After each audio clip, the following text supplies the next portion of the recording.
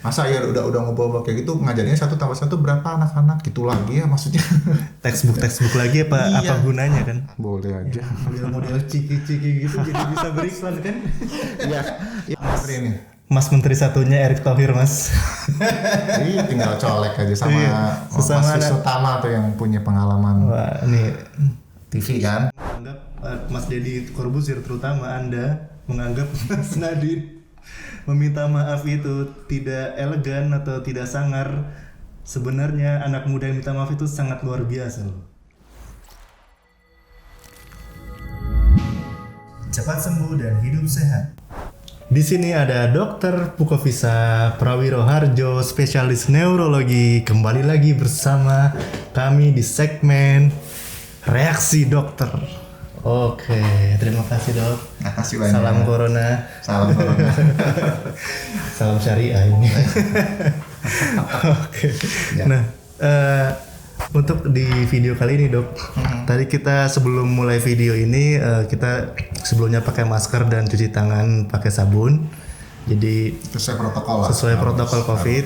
Nah, untuk hari ini kita tadi sudah nonton video juga dok sebelum syuting video ini. Video tentang podcastnya Deddy Corbuzier dengan Mas Menteri Nadiem Makarim. Mas Menteri Pendidikan. Buat saya itu, saya PNS Kemdikbud soalnya Pak Nadiem. Jadi Dokter Visa ini dosen juga ya, dosen di FKUI. FKUI, wah Fakultas Kedokteran Universitas Indonesia. Iya. Oke, Dokter Pukovisa ini menarik. Jadi Dokter Pukovisa kan backgroundnya neurologi, yaitu Neuroscience ya. ya Pertama neuroscience. neurologi, cuman mendalami keilmuan neuroscience. Neuroscience itu singkatnya adalah ilmu untuk mempelajari cara kerja otak. Ya. Untuk multidisiplin dipakai untuk berbagai macam kebutuhan, baik itu kesehatan, bisa juga ke pendidikan gitu ya dok. Iya, Ada irisannya sedikit. Ya apapun yang bisa disumbangkan lah dengan ilmu yang kita pelajari gitu ya. Oke. Di bidang manapun. Di bidang mana? Oke, nah Mas Menteri yang terhormat, sesuai dengan statement Mas Menteri, beliau bilang bahwa sebelum pandemi pun Indonesia sedang mengalami krisis pendidikan dong. Iya. Apalagi sekarang ada pandemi, orang terkaget-kaget harus menggunakan distance learning, menggunakan laptop atau komputer di rumah masing-masing, pakai internet, dan harus webinar atau live atau bagaimana itu pun ada terjadi ketidaksiapan antara murid, guru maupun juga orang tua. Apalagi ada juga keluhan bahwa di sekolah-sekolah itu biaya tetap jalan dok, apalagi sekolah swasta yang mahal tuh diskonnya bahkan ada yang cuman 10% gitu dok. Walaupun fasilitasnya tidak terpakai, jadi orang merasa gimana ya, sudah bayar mahal-mahal tapi di rumah kurikulumnya juga tidak terlalu jelas. Harus belanja kuota lagi. Iya, harus belanja kuota juga pakai duit pribadi, tidak pakai duit sekolah. Kan gitu dok ya. Tapi kan dari kebijakan Pak Nadiem mudah-mudahan ada subsidi bagi yang Iya. Dan terobosan yang lain mas. Iya, Iya, insya Allah. dan juga beliau juga bilang ada inovasi di kurikulum darurat ya dok. Dia bilang kurikulum new normal di mana PJJ itu menjadi metode utamanya, sehingga kurikulumnya harus diubah yang bisa sesuai dengan PJJ. Tapi juga yang menarik juga dok, ini topik pertama dok ya, yaitu Pak Nadiem bilang bahwa meskipun Pak Nadiem ini backgroundnya IT dok, dulu kan beliau CEO di Gojek. Iya. Nah tapi beliau bilang bahwa tatap muka itu tidak tergantikan dok. Tatap muka itu penting berarti artinya? Penting banget. Penting banget. Penting banget. Semakin muda semakin penting. Oke. Ya, saya orang teknologi. Jadi untuk saya bilang itu harusnya didengerin orang. Nah, berdasarkan keilmuan neuroscience dok, yang sesuai dengan keilmuan dokter, kenapa tatap muka itu penting bagi pendidikan? Apakah itu ada hubungannya dengan cara kerja otak? Ya, Bisa dijelaskan. ya terima kasih Mas Imam. Jadi Mas Nadiem yang terhormat, ya bos saya. Jadi izinkan saya sebagai bawahan Mas Nadim memberikan masukan. Tapi saya pada titik di mana memahami Mas Nadim di kementerian pasti lebih punya helikopter view lebih besar daripada saya. Jadi mungkin ada banyak aspek yang saya juga tidak terkalkulasi karena memang saya tidak di dalam kementerian atau memikirkan hal ini betul-betul mendalam gitu ya seperti Mas Nadim. Tapi tentu beberapa masukan ini mungkin bisa dipertimbangkan gitu ya. Jadi ada beberapa hal dari sisi neuroscientist. Jadi memang saya setuju sebagian terhadap pernyataan bahwasannya tatap muka itu tidak tergantikan. Tapi yang penting itu adalah apa yang mau dicapai. Jadi ada beberapa karakter atau misalnya kompetensi atau kemampuan atau skill yang itu bisa didapat murni dari pembelajaran jarak jauh yang itu tidak terlalu signifikan berbeda dengan pembelajaran harus tatap muka gitu. Contohnya apa? Ya misalnya hitung-hitungan, misalnya kita mau, misalnya kata anak SD ya, dia mau hitung-hitungan, belajar soal cerita itu nggak mesti tatap muka, mesti tatap muka. Tapi kalau pembelajaran karakter, kerjasama tim, kemudian peduli dengan sesamanya, budaya menolong, itu memang harus diajarkan secara tatap muka, dan disitulah pentingnya di situ. Jadi kalau misalnya kita mau mungkin ya kita bisa membreakdown apa-apa yang mau dicapai di kelas 1 SD, kelas 2 SD, kelas 3 SD, baik dari sisi kognitif, dari sisi afektif, dari sisi psikomotor dan perilaku, kita detilkan dahulu. Nah, kebanyakan aspek kognitif tuh bisa diselesaikan dengan online learning sebenarnya. Jadi contohnya misalnya ada mata pelajaran matematika, biologi, IPS, ya, termasuk kalau memang kita mau sampai ya misalnya dibanding SMP, SMA sama juga. Iya, atau kuliah. Tapi betul. kalau kita untuk memahami mata pelajarannya itu bisa dengan online saja gitu dok ya. Baik itu nonton video ataupun live gitu ya. Iya, sentuhan langsung dari guru hadapan-hadapan dengan tatap siswa muka ini maksudnya ya. Bicara karakter sebenarnya, bicara kemampuan mengelola perasaan, mengelola kerjasama, teamwork, jadi social questioner lah. Jadi misalnya apa yang mau dicapai dari aspek sosial, apa yang mau dicapai dari aspek spiritual gitu. Jadi bukan penghayatan dari ibadah, maksudnya kan ada pelajaran agama, tapi kalau belajar sholatnya mungkin bisa dengan online learning, tetapi penghayatan dari sholat misalnya atau ibadah mungkin perlu tatap muka. Berhitung itu bisa online learning ya, tetapi kalau kemudian membawa hitungan itu untuk kemudian dipakai untuk bekerja sama, kerjasama tim dan seterusnya, ya mungkin perlu tatap muka. Tapi kalau anak SD itu lebih krusial lagi dong ya, gimana mereka berinteraksi, gimana mereka menghargai orang lain, mungkin seperti itu ya dok. Betul.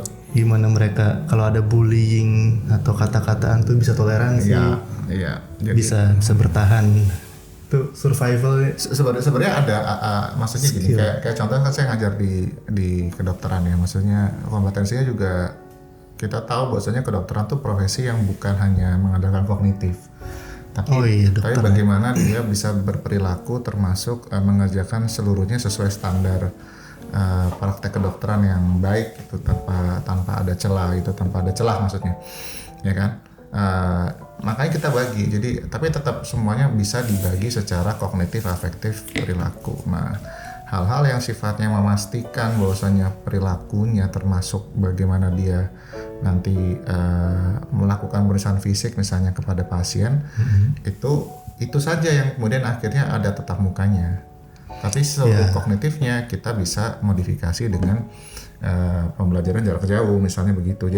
Jadi artinya ini memang perlu ada semacam pendetilan lagi ya dari apa yang mau dijadikan kurikulum, mana-mana yang kemudian bisa digantikan oleh online learning dengan berbagai modalitasnya ya, mulai dari misalnya katakanlah nonton TV. Saya nggak tahu ya, mungkin Mas Nadim juga saya kalau boleh saran nih, ketimbang misalnya kan Mas Nadim waktu itu sempat saya juga kalau nggak salah nonton di Mata Najwa, Mas Nadiem ingin mengupayakan ada apa ya, ada pembelian kuota gitu atau apa ya, pendanaan Oh iya, terhadap supaya kuota. orang-orang bisa mengakses internet. Tapi tetap internet tuh masalah ya, maksudnya di rumah saya aja nggak semua internet bisa masuk gitu. Padahal di Jakarta Pusat gitu. Maksudnya artinya begini. Maksud saya Infrastruktur maksudnya. infrastruktur maksud saya. Jadi Itu penting juga. lebih bagaimana kalau misalnya yang disasar adalah karena ini sama-sama apa namanya agenda negara ya. Kita punya TV, kita punya televisi Iya. yang Tapi dimiliki memang- BUMN. Sekarang udah mulai gitu dok. Gitu sudah mulai. Sudah Di mulai TV ya. udah Saya gitu. kebetulan kan work from home. Jadi saya kadang-kadang nyetel TV, ada bayi juga kan di rumah. Itu kalau saya nonton beberapa channel kayak bahkan yang Dai TV yang aneh-aneh gitu Udah mulai kayak mulai gitu. pendidikan dia di masa-masa jam-jam tertentu tuh udah dipakai buat pendidikan. iya, Oh, iya, kayak bagus. Upin Ipin, terus ada yang Oh bukan, maksud saya yang memang dikomandani oleh itu dia. Kemendikbud. Kalau seandainya gitu, dikomandani kan kontennya. berarti kurikulumnya di semua channel TV tuh bisa seragam Bisa gitu. seragam, betul. Iya, Nah betul. sehingga sih, tapi gini, saya paham kalau itu kemudian artinya jadi ditanya terus guru ngapain dong.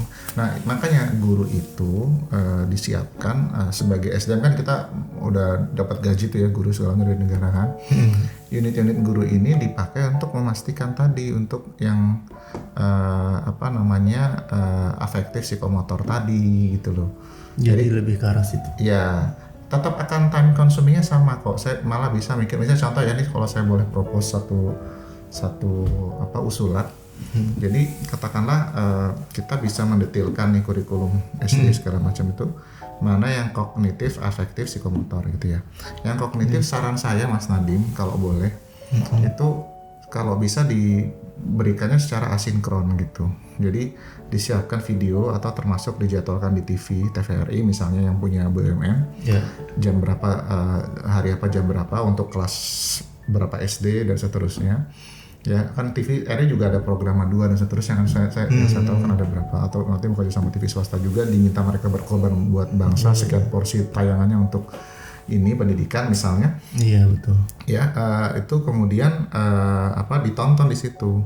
Kemudian dari video itu yang asinkron misalnya diberikan tenggat 1 bulan atau berapa pekan untuk menguasai kognitif itu yang ditampilkan secara asinkron itu. Asinkron itu maksudnya nggak live ya. Kalau sekarang kan modelnya tuh kayak guru atau wali kelasnya tuh ngadain live meeting gitu. Asinkron maksudnya mirip kayak YouTube, jadi diupload dulu, Ya. kemudian bisa di siaran ulang lagi atau ditonton di waktu-waktu yang sesuka hati consumernya, siswanya gitu. Betul. Itu maksudnya. Jadi itu yang saya boleh saran Pak. Jadi kalau yang kognitif itu diberikan secara asinkron. Nah, diberikan tenggat berapa pekan yang harus ditonton misalnya, terus kemudian ada penugasannya, monggo silahkan ya. Penugasannya diberikan kepada wali kelasnya dan seterusnya. Nah, yang penting lagi itu adalah wali kelasnya ngapain sekarang? Wali kelasnya boleh menyelenggarakan sekolah, tapi dibatasi. Misalnya contoh hitung-hitungan protokol kesehatan misalnya. Oh ini maksudnya tatap muka ya? Tatap muka. Tatap muka. Nah, tapi dengan menyelenggarakan tatap muka di sekolah. Mengejar aspek yang non kognitif tadi, gitu. Misalnya contoh tadi, tapi itu juga dihitung itu dengan protokol kesehatan. Misalnya contoh yang aman itu atau sangat minim penularan itu adalah satu guru megang 5 siswa saja. Yang itu jelas berbeda. Kalau sekarang kan biasanya satu kelas SD itu 40 lebih ya, misalnya ada yang lebih juga bahkan gitu loh. Nah, katakanlah protokol kesehatannya satu guru pegang 5. Ya udah, tiap 5 orang itu aja nanti dijadwalkan kapan dia ke sekolah, ya jam berapa sampai jam berapa, lakukan satu aktivitas yang memang ingin mencapai aspek afektif dan psikomotor itu. Misalnya bentuknya apa, mau main bola, nanti kelihatan misalnya katakanlah ada orang yang jatuh, anak yang jatuh, apakah anak yang lain kita Nolongin misalnya. kita arahkan si wali kelasnya itu atau gurunya itu mengarahkan untuk budaya menolong misalnya dan seterusnya itu nanti habis itu jam berapa udah silahkan pulang, lanjutkan lagi kognitif di rumah atau asinkron tadi, masuk lagi rombongan berikutnya kelas yang sama atau nanti dijadwal. Jadi sehingga nanti bisa saja jam jam mengajar ya, jam mengajar guru-guru yang ada itu sama dengan yang dahulu. Tetap dia jam 8 sampai jam berapa, misalnya jam 3 atau jam berapa jam mengajar itu. Jam mengajar sama, tapi caranya adalah tidak mengelola lagi satu guru untuk seluruh kelas 40. Dia per Bisa 5 orang atau per bikin berapa shift orang. gitu ya, Dok? Bikin shift-shiftan. Bikin shift tapi kegiatannya dirampingkan. Iya. Udah gitu ketika masuk kelas itu fokus kegiatannya bukan Bukan yang kognitif. kognitif Bukan yang nulis-nulis di kognitif, papan iya, tulis iya. pemahaman lagi, Iya. karena pemahaman udah di distance learning pun cukup Iya, harusnya. betul. Masa ya udah ngobrol kayak gitu ngajarnya 1+1 berapa anak-anak gitu lagi ya maksudnya. Textbook lagi apa Iya. gunanya kan? Iya, mohon Justru maaf ketika- ya, sayang gitu. Iya. Heeh. Justru ketika anak-anak itu ngumpul di sekolah itu saatnya mereka bergaul, bekerja sama, Ya. bikin ada group discussion Ya, misalnya atau betul. tugas yang perlu apa ya? Ada kegiatan interaksi sosial dan membangun Ya, mungkin kayak gitu. betul. Belajar. Di situ Pak. Jadi Agama Mas juga Nandi, misalnya. Bapak lah ini bos saya soalnya. Menteri. Saya mesti Mas manggilnya Menteri, mohon dengarkan Iya. aspirasi masyarakat. Bapak. Ya, ini sekedar saran belum tentu betul ya. Artinya saya juga memahami banyak pakar pendidikan di Kementerian Dikbud. Betul. Ya kita ngobrol lah. Ini Maksudnya hanya soal ini kan hal-hal yang opini. kita, ya ini kan opini sekali lagi belum tentu betul juga. Ya artinya kita ya ngobrol lah sebagai sesama orang yang ingin maju lah pendidikan di Indonesia gitu. Iya, karena memang ini ya harus ada dukungan dari PGRI dan sebagainya itu yang kemarin jadi kontroversi Iya. dan Mas Nadiem sudah sangat merespon minta maaf dan Iya bagus komunikasinya. merangkul bagus, itu Mas. Bagus keren. menurut saya untuk anak muda yang tidak berperan itu sangat luar biasa loh, bukan malah gini, ada orang menganggap Mas Deddy Corbuzier terutama Anda menganggap Mas Nadiem meminta maaf itu tidak elegan atau tidak sangar. Sebenarnya anak muda yang minta maaf itu sangat luar biasa loh. Bayangin dong, anak muda di posisi menteri mau merendahkan kepalanya untuk demi masyarakat dan untuk bisa merangkul aspek-aspek organisasi yang bisa saling bahu membahu itu. Sebelumnya kayaknya menteri sebelumnya nggak ada yang seperti ini loh. Iya bagus kok. Saya terus terang memuji cara berkomunikasinya Mas Nadiem ya. Iya. Serius untuk yang itu saya memuji, salut saya gue Mas Nadiem. Oke Dok, mungkin ada satu topik lain yaitu psikososial. Secara klinis, pembelajaran itu tidak bisa terjadi kalau psikososial, emotional safety daripada anak-anak itu tidak terjaga. Psikososial yang dibilang-bilang oleh Deddy Corbuzier dan Nadiem Makarim mungkin tidak semuanya dipahami oleh para penonton smart people. Psikososial itu katanya kalau nggak ada tatap muka itu bisa terganggu. Itu sebenarnya psikososial itu apa Dok? Ya, ya itu tadi bagian dari aspek tadi psikomotor, terus kemudian afektif yang mengelola perasaan dan ya psikomotor tuh untuk yang keterampilan yang sifatnya motorik gitu. Jadi perilaku dan juga perilaku tentu saja. Saya ingin menggarisbawahi pernyataan Mas Nadiem yang saya setuju bahwa kita sudah mengalami krisis pembelajaran sebelum pandemi bahkan gitu. Saya setuju pertanyaan itu, saya mau highlight lagi Mas Nadiem. Nah, tapi kan kemudian bagaimana mendefinisikan krisisnya itu terjadi gitu. Ya tentu kita boleh punya banyak tafsiran dan kita banyak diskusi tentang ini.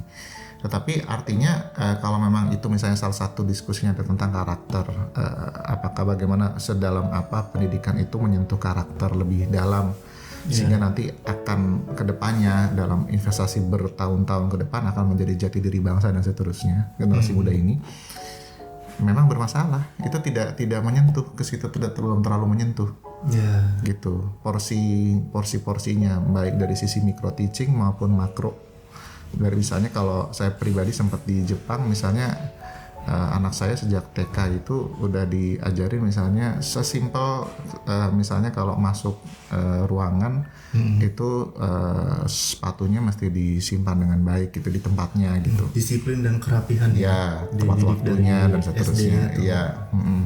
Sesimpel maksudnya mulai dari yang kayak gitu-gitu. Nah Itu perlu di planning, Mas Nadim, saya setuju. Nah kalau memang itu yang dimaksud sebagai krisis pembelajaran, saya setuju. Maksud saya gini, artinya kita jangan juga menyalahkan PJJ pada pandemi ketika kemudian karakter building anak-anak Indonesia bermasalah, karena sebelum pandemi pun kita punya problem ya di sana, yang Mas Nadim dalam hal ini sangat bekerja keras untuk itu gitu. Jadi misalnya contoh ya, apakah misalnya saya kebetulan ikut riset bersama Yayasan Kita Buah Hatinya, pimpinan Bu Eli Risman, yang dia punya data ya, Bu Eli Risman itu punya data tentang paparan pornografi yang tinggi pada anak-anak gitu. Misalnya Bu Eli Risman ini psikolog ya. Misalnya begitu ya, contoh saja. Maksudnya saya kebetulan diajak serta ikut risetnya beliau. Saya pribadi nggak langsung terjun di lapangan, jadi beliau yang punya data. Beliau menyatakan seperti itu. Nah jadi ya contoh seperti itu contohnya, atau adiksi games yang tinggi misalnya dan seterusnya. Itu sebelum pandemi pun juga menjadi catatan. Hal itu sudah parah dok ya? Iya, menjadi catatan gitu. Terus kemudian relasi anak yang tidak dekat dengan orang tuanya dan seterusnya, ada semacam ada bullying juga mungkin dok? Ada bullying juga misalnya, apapun itu ya. Iya maksudnya hal-hal itu sebelum pandemi sudah ada. Jadi kalau kalau memang itu sudah diaddress dengan baik oleh Mas Nadim, maka saran saya adalah Mas Nadim fokus bagaimana menyelesaikan itu dulu. Kurikulum apa sih yang ideal, bahkan diterapkan sebelum pandemi itu. Nah nanti baru setelah itu usai, next stepnya adalah how to translate this into distance learning gitu. Dibagi-bagi tadi mana yang kayak gini bisa disampaikan secara kognitif, pedagogisnya secara distance. Secara distance. Kemudian mana yang kemudian harus tatap muka oleh guru. Nah nanti jadi penilaian guru itu adalah dia ngumpulin tugas-tugas yang dikerjakan siswa. Tapi itu yang relevan juga ya, karena saya juga ada beberapa tugas yang menurut saya ya mohon maaf aneh ya, misalnya kayak ada anak yang diminta tugasnya tuh nendang bola gitu. Itu apa yang mau dicapai maksud saya? Kalau dia difabel gimana, apa jadi nggak kompeten gitu kan bukan masalah soal itu, dan jati diri bangsa kan bukan diukur dari kemampuan nendang bola. Iya. Itu pelajaran olahraga atau apa dok? Olahraga kayaknya ya. Kayaknya olahraga. Jadi maksud saya dipilah-pilih juga, artinya penugasan apa yang kira-kira relevan. Kan kalau misalnya nendang bola ya udah mendingan tadi misalnya jadi maksud dokter sekalian. Kalau seandainya kita bikin protokol COVID yang baik untuk tatap muka pun, tapi kalau kurikulumnya juga tidak bagus, maka tetap aja tidak efektif gitu. Betul. Artinya kan gini, Mas Nadim kan udah sangat luar biasa nih mengadres ada krisis pembelajaran bahkan sebelum pandemi. Ya selesaikan dulu itu, karena kita kan jadinya double, jadi krisis terhadap krisis, jadi ada krisis metode. Kalau bahasa sih pandemi itu kita bicaranya krisis istilahnya metode. Jadi kita yang memaksa krisis metode pengajaran yang menjadi sangat terbatas. Tapi sebelumnya krisisnya adalah krisis konten atau apa? Krisis konten. Krisis materi belajar. Ya termasuk visi kita mau membangun generasi muda seperti apa. Yang dijabarkan kemudian menjadi kurikulum lebih detail lagi, menjadi mata pelajarnya apa saja. Nah, maksud saya gini, jangan kemudian kita menjadi tidak fokus. Selesaikan dulu yang ini. Pandemi itu soalan sebenarnya lebih banyak persoalannya adalah bagaimana menyiasati apa yang mau dicapai seharusnya sebagai yang sudah tidak bermasalah dari sisi karakter building dan seterusnya. Untuk metodenya kalau terbatas tuh pakai apa gitu. Karena kalau ininya belum beres, kemudian ntar jadi nggak fokus. Tapi saya ada pembelaan dok ya. Ini kan biar seru ya. Iya biar diskusi dong. Saya kan orang manajemen dok. Iya. Nah, menurut saya apa yang dilakukan Mas Nadim concern terhadap kurikulum dan juga upaya supaya menjadikan tatap muka itu harus paralel juga dok, karena biasanya bahas kurikulum itu prosesnya bisa lama dok. Iya, apalagi betul, di Indonesia betul. nih Ya, setuju, birokrasi setuju, saya setuju. Pertama harus menggandeng banyak pihak. Iya. Terus yang kedua birokrasi di Indonesia rumit. Iya, betul. Ya tapi maksudnya bagus sih. Maksudnya menurut saya sih tidak harus bikin kurikulum yang sempurna kan. Yang di video itu kan kalau nggak salah saya tangkap Mas Nadiem ini bikin kurikulum itu bahkan real time dok. Jadi Iya. kurikulumnya dibikin langsung diterapin minggu depannya gitu. Iya, bagus. Jadi memang bukan harus bikin memang kurikulum jangka panjang sampai mumet gitu makanan mikir. gitu bahkan. Oh keren Iya, itu keren. minggu langsung terapin minggu Yes, itu sambil keren. dipikirin juga gimana ya cara supaya hal-hal tertentu harus tetap muka. Yes. Nah, itu kepemimpinan krisis yang memang begitu Mas Nadiem. Jadi pandemi ini memang dihadapinya kadang-kadang memang harus begitu kayak main bola, kita harus lawan apa kita yang besoknya gitu, jangan mikirin terlalu panjang. Saya setuju. Masalahnya adalah perangkat-perangkatnya di bawahnya ini guru. Betul. Ya, ini Iya. Memang gemuk ya Dikbud tantangan, itu ya Mas Nadiem. Aku tahu sih, aku bisa memahami kesulitan berpikirnya Mas Nadiem. Birokrasi itu luar biasa gemuk di Dikbud. Gila sih, maksudnya kalau berhasil Tantangannya ini luar berarti biasa. Indonesia bersatu padu dong. Maksudnya iya, pertama dari top levelnya governmentnya bagus, Iya. ke bawahnya Iya. itu sampai akhirnya ke siswa itu Iya. ada orang-orang di tengah-tengahnya ini yang perlu berubah juga. Betul. Jadi memang ketika melihat ada dinamika, ada friksi segala macam, saya pribadi ya sudah sangat memahami gitu itu akan terjadi, gitu. Karena ya begitu. Ini adalah ada kalau memang ada kepemimpinan di atas krisis, yang belum tentu semua orang punya sense of ketanggapan untuk berubah karena krisis ini yang sama, maka pasti diskrepansi antara atau perbedaan antara hal ini memang memicu konflik sih. Gitu ya, makanya memang nggak boleh pakai emosi, kita sama-sama punya mimpi yang sama dan Mas Nadiem sudah sangat bagus dalam manajemen komunikasi dengan stakeholder yang ada.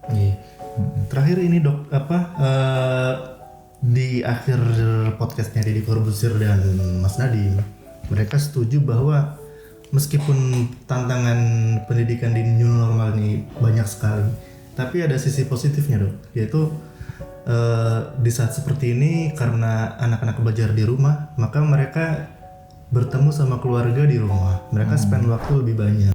Ini juga untuk pertama kalinya mungkin Anda diberi kesempatan untuk mengenal anak Anda. Iya, ya ampun. Jadi ada waktu yang dilakukan antara orang tua dan anak itu jauh lebih banyak dibandingkan sebelumnya gitu. Sebelumnya kan biasanya kita orang tua kalau sibuk kerja, apalagi kalau suami istrinya kerja dua-duanya, itu pasti anaknya diles-lesin. Jadi kurang kasih sayang gitu. Kurang diperhatikan. Tapi ini dengan ada new normal, bapak ibu kerja tapi bisa dari rumah juga, anak-anak juga belajar di rumah. Spend waktu together-nya jauh lebih berkualitas. Harapannya adalah orang tuanya tidak broken home.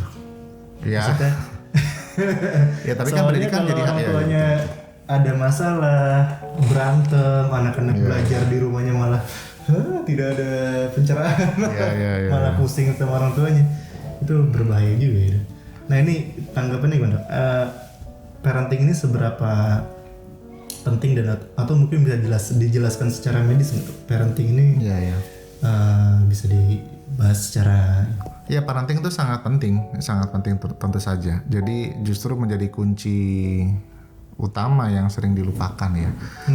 Tetapi gini, saya paham pada akhirnya kita perlu realistis melihat.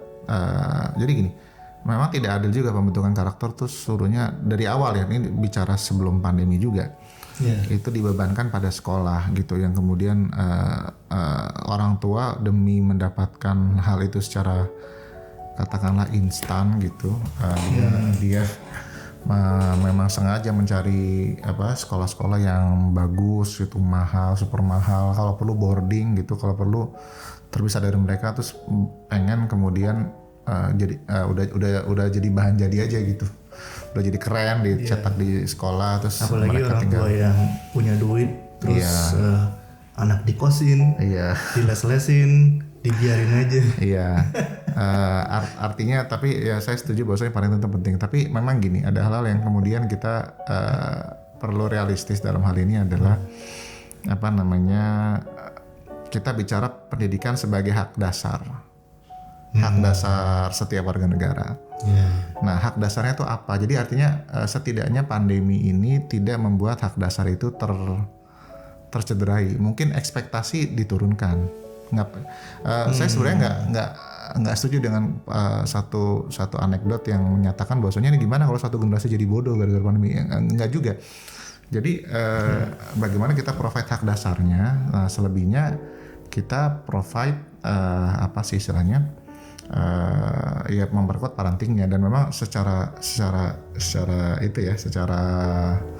tatap mukanya juga sama orang tua kan lebih banyak gitu. Nah, memang ke depan tapi ini mungkin perlu waktu ya, tapi ya adalah memang bagaimana mengasimilasikan secara indah gitu apa yang menjadi agenda pembelajaran dengan orang tua. Saat ini kan terus terang banyak justru pendidikan PJJ ini yang ngeluh tuh orang tua. Itu betul karena metodenya, sekali lagi tadi Mas Tadin, mungkin saya ngelihatnya misalnya contoh lebih banyak kan metodenya tuh ya, jadi karena gurunya juga takut nganggur ya, atau kelihatan nganggur gitu.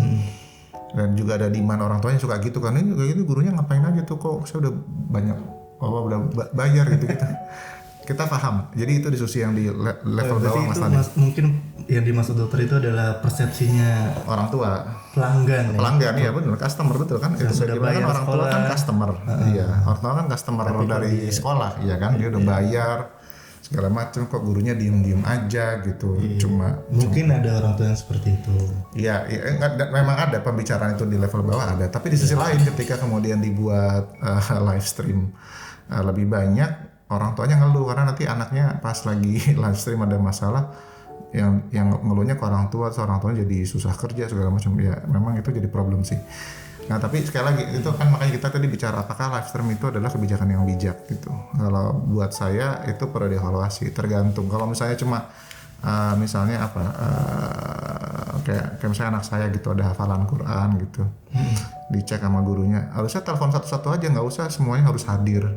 Dengerin satu-satu buat apa gitu ya, kalau mau satu-satu. Jadi gurunya misalnya lewat WA call, nanti misalnya dia mengagendakan nelpon si A jam 8 sampai jam 8.10 gitu misalnya, jam 8.11 atau jam 8.12 atau 2 menit jeda sampai 8.22 atau siapa, dan seterusnya. Harusnya mungkin akan lebih pas begitu. Nah, ya kayak gitu-gitu. Jadi bukan live stream ya, karena kalau live stream tuh sekali lagi pertama makan kuota. Yang kedua ya video juga sama. Makan kuota juga. Nah, tapi kan singkat artinya. Maksud saya beban kuotanya lebih banyak di guru. Video itu bisa dipersingkat karena diedit-edit dan jadi padat gitu ya, Dok? Oh iya, asik kan iya. Apalagi penyampaiannya misalnya lewat TV kan berarti nggak makan kuota dong. Kan TV gratis, iya. Makanya kalau saya malah cenderung kalau memang ketimbang itu, apa nggak bisa nih TV BUMN diutilisasi aja, TVRI gitu. Ini saat-saatnya agenda kesempatan TVRI untuk berkembang ya. Iya, nanti kan malah jadi viewersnya banyak. Saya yakin udah ngurusin sekolah aja itu pasti disuruh nonton. Anda nonton TVRI. Iya. Dan itu pendidikan tepat waktu juga loh Mas Nadim. Jadi mengagendakan anak tuh tepat waktu jam 9 karena misalnya pembelajarannya dia akan ditayangkan di TV RI misalnya program 2 jam 9 sampai jam 9.15. Dia ketinggalan. Artinya mungkin diwanti-wanti dulu ya sebelumnya gitu, dikasih keterangan dulu sama seluruh orang tua untuk menyiapkan anaknya tepat waktu. Sehingga dia jam segitu nonton dia, terus dia mencatat segala macam, Jadi ya seperti itu. Nanti paling itu tinggal disediakan konten itu untuk pasca dari siaran langsung atau apa namanya di TVRI itu. Di YouTube misalnya untuk bisa ditonton lagi kalau masih perlu gitu. Atau yang ketinggalan tadi. Tapi kalau di TV baru kepikiran saya. Itu kan tergantung dari jenjang pendidikan ya, Dok. Iya di akhirnya di jadwal. Jadi misalnya jam 9 sampai 9.15 itu adalah untuk kelas 3 SD. Oh. Kan TVRI kan banyak channelnya, jadi nanti bisa sampai malam juga bisa. Ya makanya Tapi tadi lebih baik kalau tidak cuma TVRI doang, Dok ya. Jadi pilihannya tuh ya minimal artinya kan kalau misalnya katakanlah kita bicara apa ya, sesama negara ya, apa sesama milik negara gitu.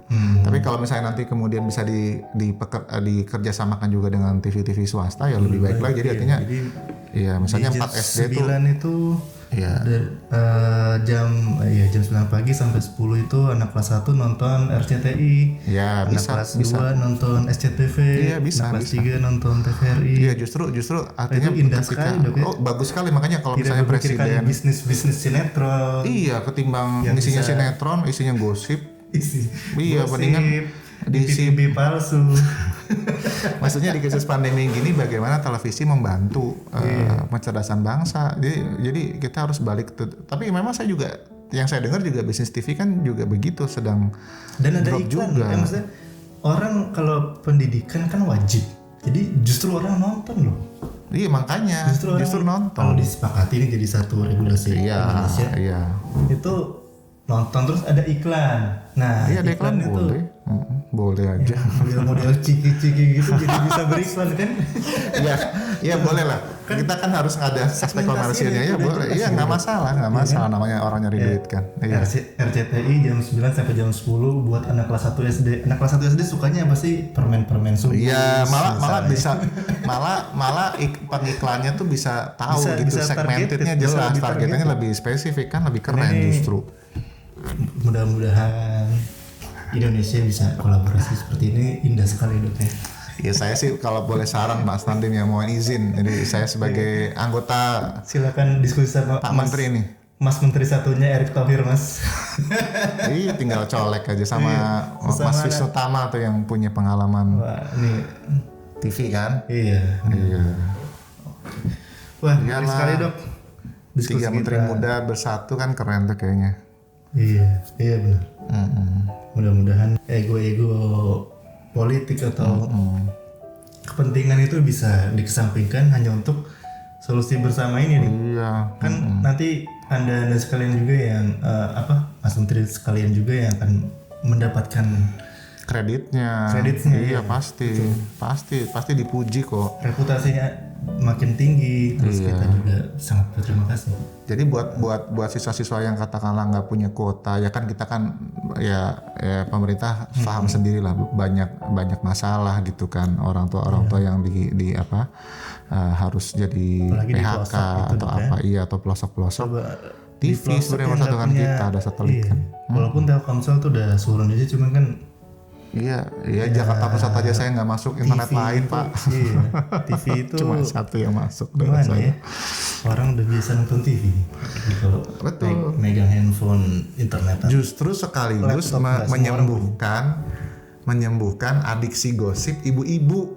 Oh, Justru bisa mengurangi porsi sinetron Iya. emak-emak atau emak-emak biar pembantu-pembantu fokus. rumah tangga. Iya, adiksi gosip jadi Bosan bersih-bersih hilang. rumah. Nontonnya sinetron. Mereka jadi Cita-cita. iya nonton oh ini TV semuanya pendidikan gitu. Akhirnya mungkin mereka bertobat dari gosip. Siapa tahu. Jadi nanti netizen Indonesia yang banyakkan mama-mama itu jarang nyinyir lagi. Karena jarang nonton gosip. Mengurangi sinetron. Mohon maaf ya pengusaha sinetron. Tapi ini demi kepentingan. Iya, ini kan first thing first. Saya yakin kalau ini bisa diperjuangkan keren, asli. Memang ini banyak ego sektornya, saya paham. Iya. Tapi kalau misalnya Mas Tani bisa memperjuangkan ini keren. Luar biasa. Oke, terima kasih Dokter Visa. Ya. Ini kita diskusinya sangat luar biasa. Tidak hanya membahas di sudut pandang neuro, tapi juga Solusi solusi konkret yang bisa kita kasih. Karena dokter kebetulan juga dosen dan punya ide-ide. Selama ini mengajar dan juga anaknya juga mengalami ya PJJ dan ada kendala-kendala yang dihadapi. Mudah-mudahan ini bisa ditonton sama orang-orang berkepentingan dan juga teman-teman yang setuju. Boleh komen di YouTube. Kemudian kalau tidak setuju atau punya pendapat lain juga boleh, silakan komen juga. Bagi teman-teman yang setuju dan punya akses ke Kemendikbud, mungkin bisa di-share. Jangan lupa subscribe untuk nonton video-video berikutnya. Oke. Terima kasih Dr. Kuko bisa cepat sembuh.